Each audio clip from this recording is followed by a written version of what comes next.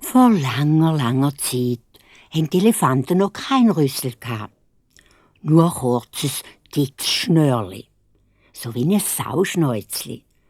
Damit konnten sie schnuppern, in der Erde wühlen und ein bisschen wackeln. Aber sonst konnten sie nicht viel damit anfangen.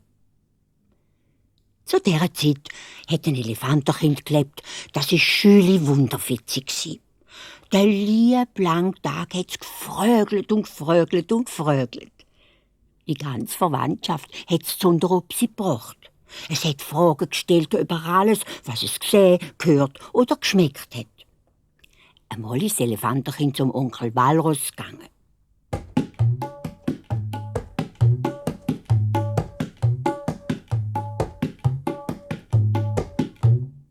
Hallo, du! Warum scheint die Sonne am Tag, wo das eine Weg hell ist, und nicht zur Nacht, wo wir sie doch viel besser brauchen können?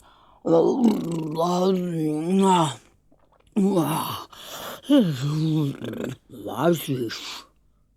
Das Walross ist aus seinem Mittagsschläfchen verwacht. Du, Onkel Walross, warum hast du so einen dicken Bauch?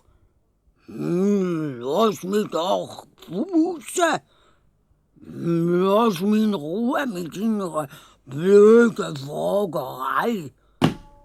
Das Walross hat dem Elefantli eins auf die Nase gegeben. Da ist das Elefantenkind zum Onkel Pavian getrottet.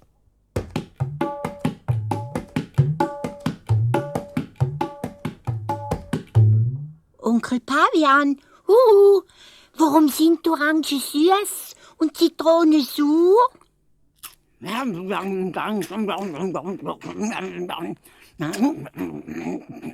Pavian ist auf einem Ast gehockt und hat Kokosnüsse gefressen. Du, Onkel, warum hast du so ein rotes Fudi? Hau ab! Nicht einmal ungestört fressen kann man. Wunderfitziger Zwickzwack! Der Pavian hat dem Elefantenkind eine Kokosnuss auf den Kopf plumpsen lassen. Das Elefantenkind aber war noch wunderfitziger als vorher. Es zottelt zur Tante Giraffe.